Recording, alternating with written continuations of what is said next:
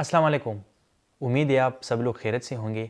आज का हमारा जो टॉपिक ऑफ डिस्कशन है वो हिटलर की फॉरेन पॉलिसी के हवाले से है। आप लोग हिटलर को जानते हैं।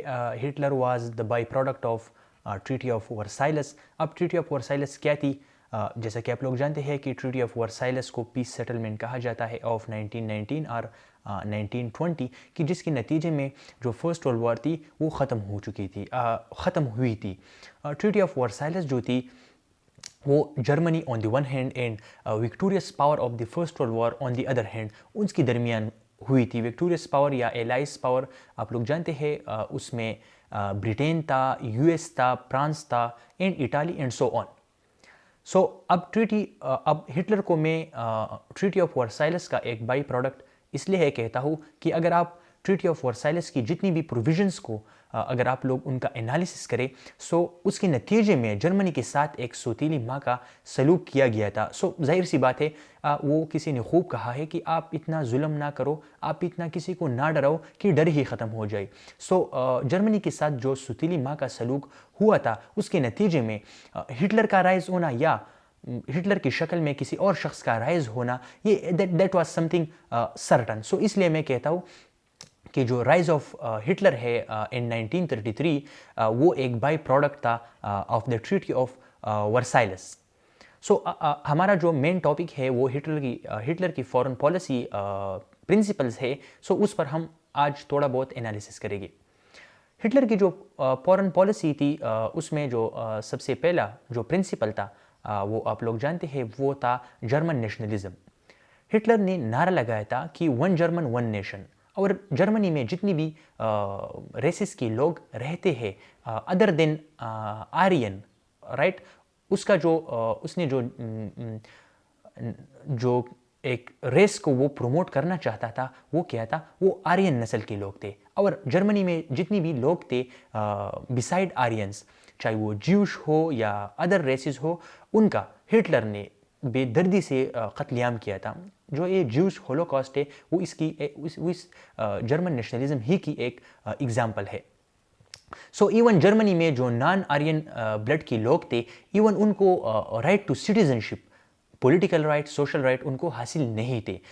हिटलर की फॉरेन पॉलिसी का जो सबसे पहला प्रिंसिपल था वो जर्मन नेशनलिज्म था। उसने नारा लगाया था कि वन जर्मन वन नेशन, और अदर देन आर्यन ब्लड के लोग जो थे उनके साथ एक सौतीली माँ का सलूक सी भी बदतर हिटलर ने किया था। जैसे कि मैंने डिस्कस किया कि ज्यूश होलोकॉस्ट जो हुआ था वो भी जर्मन नेशनलिज्म ही की एक प्रोडक्ट थी। हिटलर की फॉरेन पॉलिसी का जो सेकंड प्रायोरिटी था या प्रिंसिपल था वो एक्सपेंशनिज्म था। हिटलर की ये कोशिश थी कि वो जर्मन एम्पायर को एक्सपेंड करे, और जिसके नतीजे में आप लोगों को पता है कि उसने चेकोस्लोवाकिया, पोलैंड और उसके अलावा जो था वो उसके अलावा और भी ममालिक पर हिटलर ने जो था वो अटैक किया था और उनको एनेक्स्ट किया था। अब वो उसकी कोशिश थी कि वो ट्रीटीज़ या वो टेरिटरीज जो ट्रीटी ऑफ वर्साइलस के नतीजे में जर्मनी से ली गई थी, चाहे वो ब्रिटेन को दी गई थी, चाहे वो फ्रांस को दी गई थी, इन अदर पावर। हिटलर की ये कोशिश थी कि वो उन टेरिटरी को भी जो है वो रीगेन करे और उसके अलावा और भी टेरिटरी को एक्सपेंड करे for economic resources, for other geo political reasons and so on so for. उसकी जो फॉरेन पॉलिसी का जो सेकंड प्रिंसिपल था वो एक्सपेंशनिज्म था, कि जिसके नतीजे में हमने देखा कि हिटलर जो है वो अटैक करता है ऑस्ट्रिया पर, हिटलर अटैक करता है चेकोस्लोवाकिया पर और पोलैंड पर भी करता है। ये ही उसकी जो फॉरेन पॉलिसी की जो सेकंड पिलर थी या प्रिंसिपल थी वो एक्सपेंशनिज्म थी। थर्ड जो प्रिंसिपल था वो पॉलिसी ऑफ कॉशन था। अब पॉलिसी ऑफ कॉशन से मुराद यही था कि हिटलर को पता था, वो इस बात का अंदाज़ा वो उसने ये कैलकुलेशन किया था कि अगर आपने एक बड़ा ऑब्जेक्टिव हासिल करना है तो सबसे पहले आपकी जितनी भी नाइबरिंग कंट्रीज है, चाहे वो पोलैंड हो एंड अदर कंट्रीज, उस पर आपने क्या करना है, उसको एतमाद में लेना है।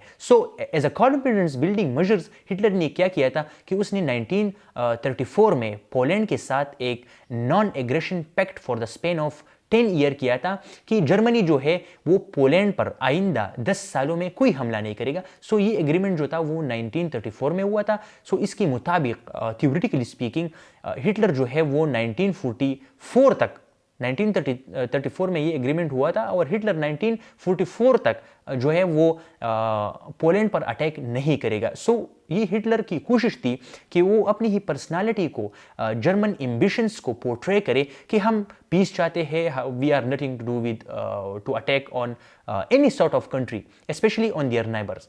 सो उसकी कोशिश थी कि अगर आपने एक बिग ऑब्जेक्टिव हासिल करना है, सो सबसे पहले आपने जो आपकी नाइबरिंग है स्पेशली पोलैंड, उन जैसे कंट्री को आपने एतमाद में लेना है। और इसके नतीजे में वो पोलैंड के साथ एक डील करता है इन 1934 कि जिसमें वो पोलैंड को एतमाद में ले रहा है कि for the upcoming 10 year Germany जो है वो पोलैंड पर हमला नहीं करेगा। 4 प्रिंसिपल ऑफ हिटलर की फॉरेन पॉलिसी जो थी उसको हम कह सकते हैं कि इनकंसिस्टेंसी।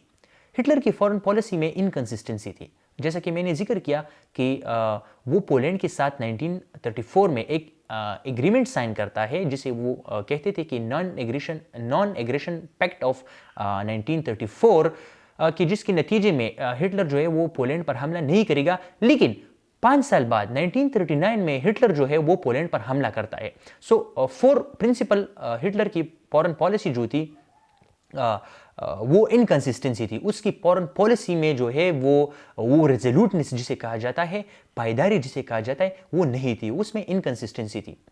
5th फिलर ऑफ या प्रिंसिपल ऑफ हिटलर की जो फॉरेन पॉलिसी थी वो रीमिलिटराइजेशन ऑफ द जर्मन स्टेट थी। आप लोगों को पता है कि ट्रीटी ऑफ वर्साइलेस में जो स्ट्राइकिंग फीचर्स थी वो तो एक ये था अकॉर्डिंग टू आर्टिकल 231 की, जिसमें वार गिल्ड की जो क्लास है कि जर्मनी को रिस्पॉन्सिबल करार दिया था कि फर्स्ट वर्ल्ड वार की जितनी भी रिस्पॉन्सिबिलिटी है वो आपने ही उठानी है। और उसके अलावा जो ट्रीटी ऑफ वर्साइलेस की जो स्ट्राइकिंग फीचर्स थी वो ये थी कि जर्मन स्टेट को डीमिलिटराइज किया था। उनकी मिलिट्री पर्सनेल को 1 लाख तक वो ला चुके थे और वो 1 लाख से ज़्यादा वो मिलिट्री पर्सनेल नहीं रख सकती थी। सो 1935 में जर्मनी ऐसा करता है कि वो ट्रीटी ऑफ वर्साइलेस की जो प्रोविजंस थी specially related to the demilitarization of German nation या जर्मन स्टेट, उसने 1935 में उस ही प्रिंसिपल को जो है उसको रिजेक्ट किया था। और 1935 में उसने उस प्रिंसिपल को रिजेक्ट करते हुए जर्मन स्टेट की रीमिलिटराइजेशन पर काम किया। उसकी फॉरेन पॉलिसी का जो लास्ट फीचर है वो ब्लॉक पॉलिटिक्स है। आप लोगों को पता है कि उसकी जो एम्बिशन थी उसको पता था कि जर्मन या I will not survive alone. So उसकी ये कोशिश थी कि वो वेरियस पावर के साथ एंटर करे एन अलायंस, कि वो अपनी ही ऑब्जेक्टिव को क्या करे, वो कलेक्टिवली अचीव करे। सो उसके नतीजे में आप लोगों ने देखा होगा कि 1936 में जर्मनी जो है वो जापान के साथ एक अलायंस में एंटर होता है और 1937 में इटाली भी उस ई अलायंस को ज्वाइन करते हैं, जिसे बाद में एक्सिस कहा जाता है कि 1936 में जर्मनी एंटर होता है एन अलायंस विद जापान और 1937 में इटाली भी जो है उस ही अलायंस को ज्वाइन करते हैं, जिसे कहा जाता है एक्सिस, कि इस एक्सिस में जर्मनी होगा, जापान होगा एंड इटाली होगा। सो दीज एक्सिस जो कि सेकेंड वर्ल्ड वॉर में फिर एक ही साइड पर होती है और जो एलाइड पावर होती है US, Britain, France and other, वो दूसरी साइड पर होती है।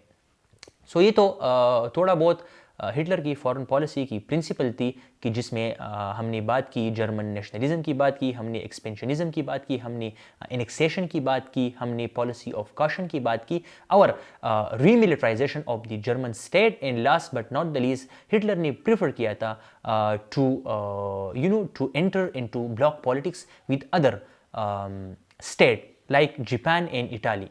सो आप लोगों को क्या लगता है, जैसा कि मैंने पहले ही कहा कि हिटलर जो था वो Hitler was a by product of the treaty of Versailles. So आप लोग इससे एग्री करते हैं कि नहीं? Thank you so much.